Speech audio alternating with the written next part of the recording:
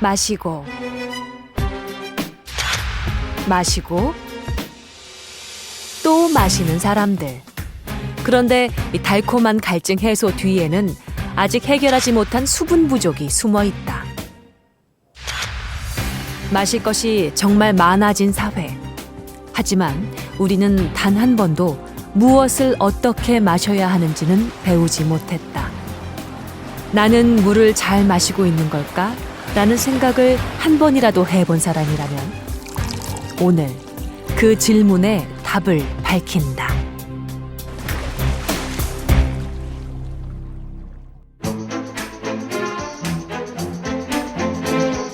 오늘 하루 당신이 마신 커피, 과연 물을 대신할 수 있을까? 거의 대부분 물로 만들어졌지만 커피는 물이 아니다.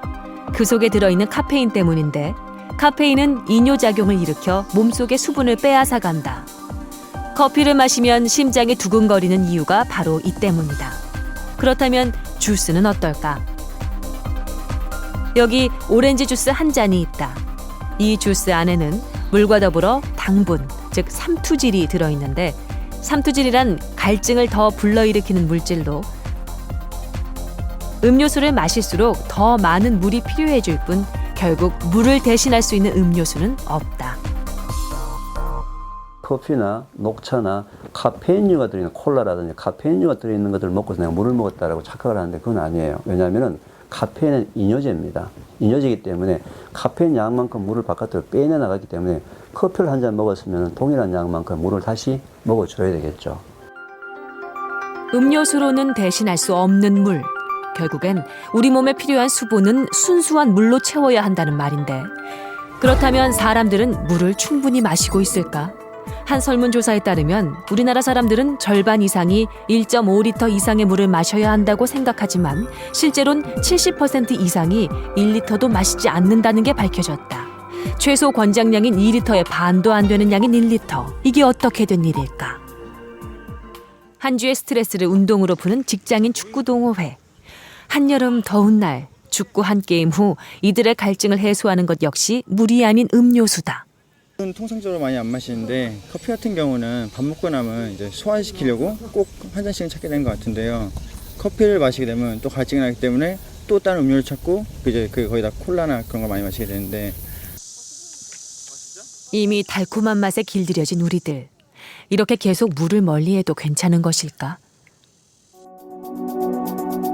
몸에 수분이 부족하게 되면 뇌의 시상하부 갈증 중추는 수분 부족으로 혈액의 농도가 짙어졌다는 것을 세포들에게 알린다. 그러면 세포들은 세포 안에 물을 빼내서라도 혈액의 농도를 낮추려고 한다. 그와 동시에 심장에서도 부족한 혈액의 양을 파악하게 되고 뇌에서부터 항이뇨 호르몬이 분비된다. 혈액이 부족하니 소변 양이라도 줄여 혈액이 더 이상 줄어들지 못하도록 응급처치를 하는 것이다.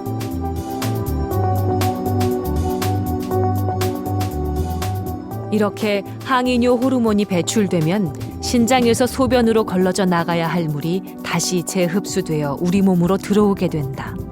이런 과정이 계속 일어나게 되면 우리 몸은 만성적인 탈수에 놓이게 되고 결국에는 세포와 혈액의 건강이 나빠지면서 이유 없는 짜증과 피로감, 우울감, 심하게는 질병까지 일으키게 되는 것이다. 어쩌면 우리들이 잦은 짜증과 피로감, 자잘한 질병 등에 시달리는 것은 우리 몸에 수분이 부족하다는 신호가 아닐까?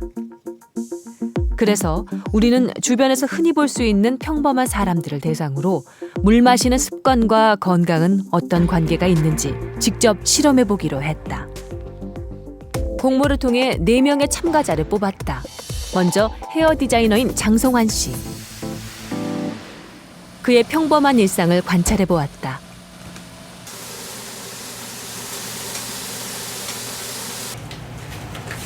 잠이 깬 지 얼마 안 된 장성환 씨가 일어나자마자 다용도실에서 뭔가를 가지고 나온다. 그건 바로 에너지 음료, 냉장고에 한가득이다.